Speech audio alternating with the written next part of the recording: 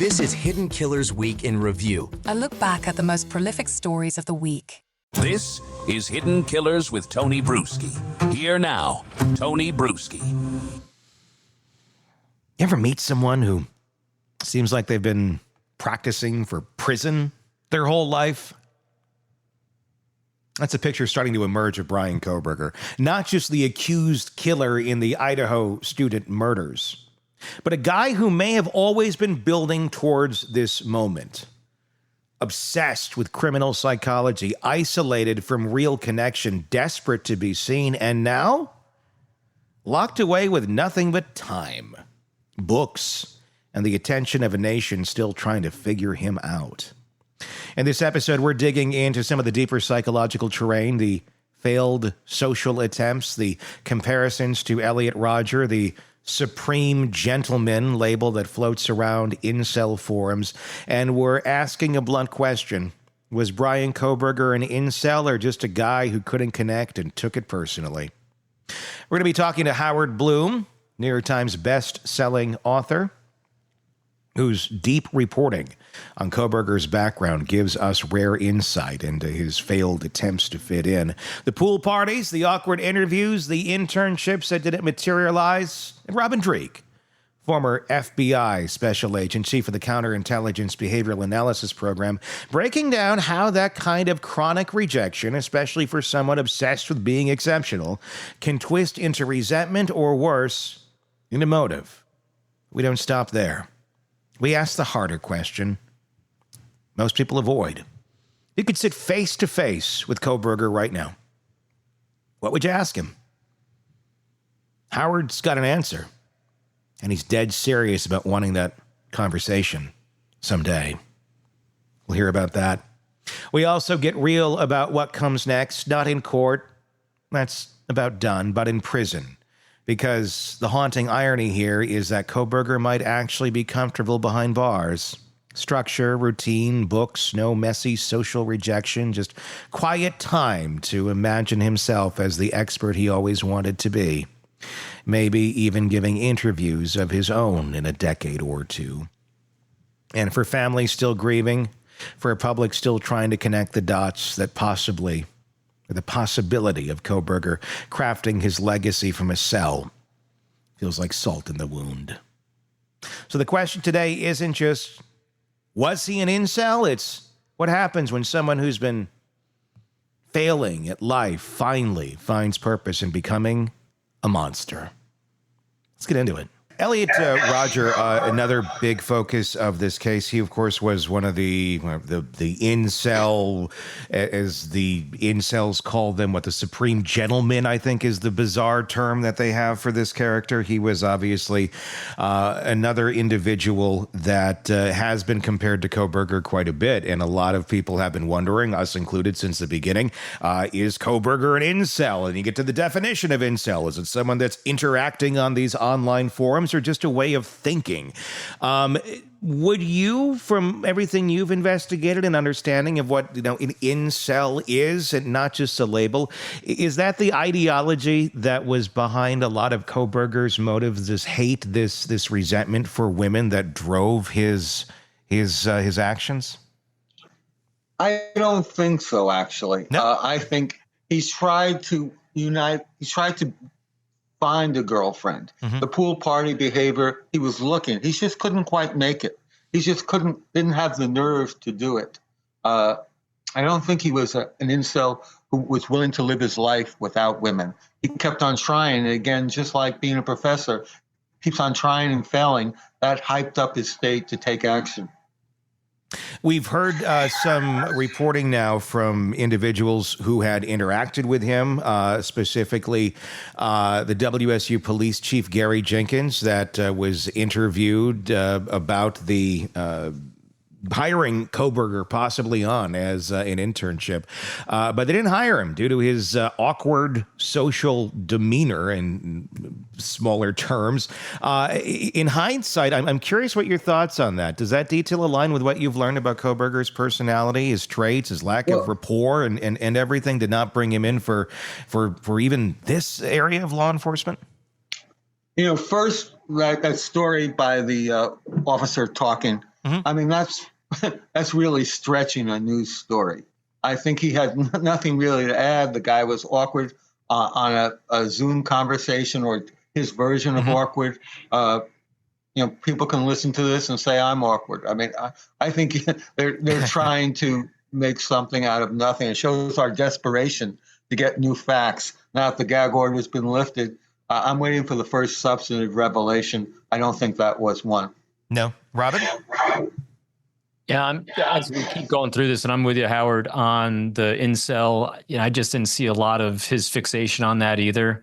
I think he was just being who he was. And the same thing with the gag order. I'm not seeing a big outpouring that I've been shocked with so far either. But with everything that we're covering, what would your recommendations be in the sense of what do you think we've learned from this? What do you think parents can do that can help them feel better about sending their kids off to college? Are there any lessons learned of things that anyone you think missed, or is just guess your best? I mean, my kids are out of college, but the first thing I would tell them now is lock your door at night. I lock my door at night now. I make sure all the time. I make sure the sliding doors are always locked. Other than that, you learn that life is very precious and it's a really nasty, precarious world out there, and you really don't have control of it. You send your children off and then you lose control and you can just worry. I mean, that's why my heart goes out to these families, to Steve Gonsalves. I can only imagine what he's feeling, and the other families. They're victims too. They're serving life sentences. What if you were able to sit down and have a conversation with Kohberger at this point, or at any point in the future, information that we don't know about? What are the three questions you would want to ask him, Howard?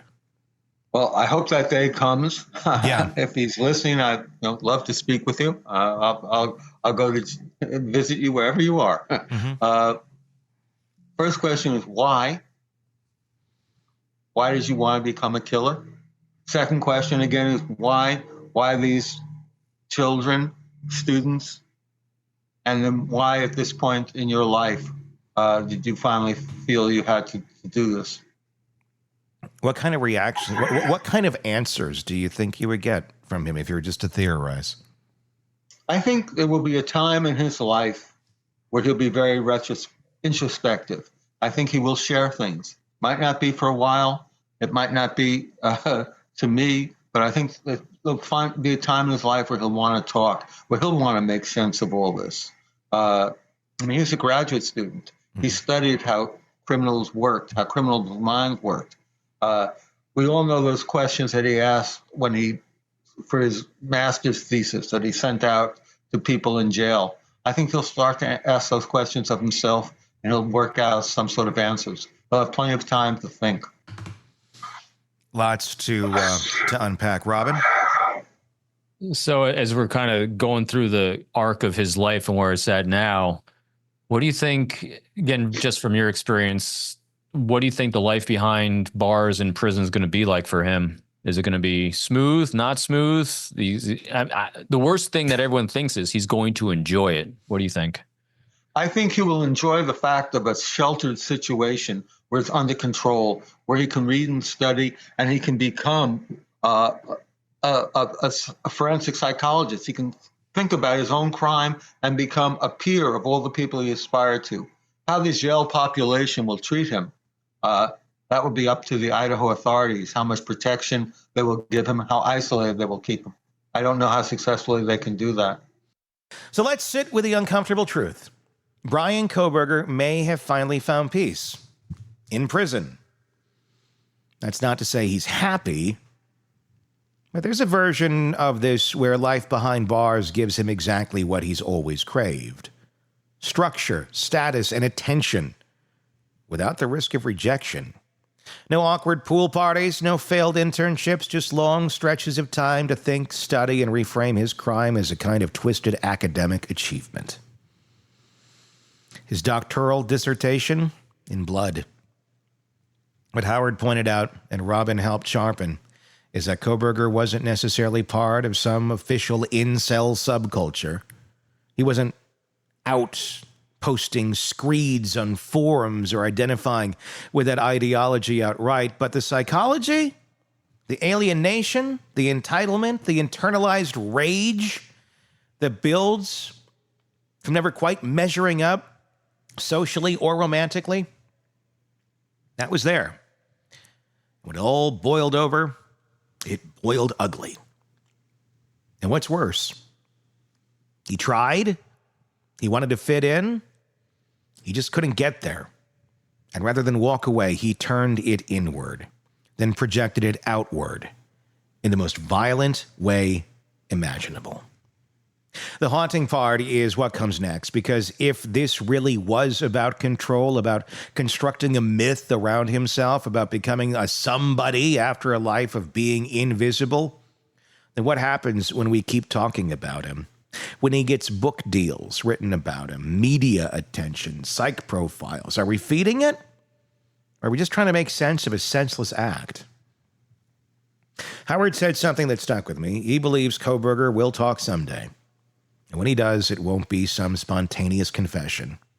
It'll be carefully curated. He'll be ready to reflect, to intellectualize, to present himself as the peer of the very people who once rejected him. Professors, criminal psychologists, investigators, journalists. And maybe that's the final power play.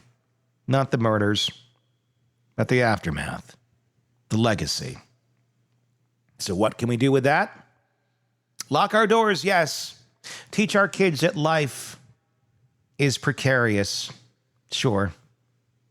But maybe also stop handing microphones to people who only found their voice after killing. Because if Kohberger's story is a cautionary tale, it's this. Some monsters don't start out evil. They're just getting tired of being ignored, and they make notoriety for purpose.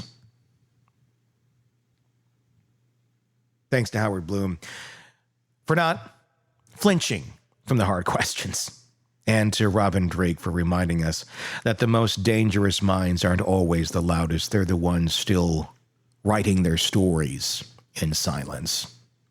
Let me know your thoughts in the comments section on YouTube. If you're not there already, if you're on the podcast platforms like Apple Podcasts or Spotify or iHeart, whatever it may be, press subscribe there so you don't miss any of it, and vice versa. But also, please do check out our YouTube channel. Just search Hidden Killers with Tony Brueski so you can join in that conversation. We'd love to have you there. Until next time, my name is Tony Brueski. Thanks for listening. Want more on this case and others? Then press subscribe now and don't miss a moment of true crime coverage from Tony Brueski and the Hidden Killers podcast.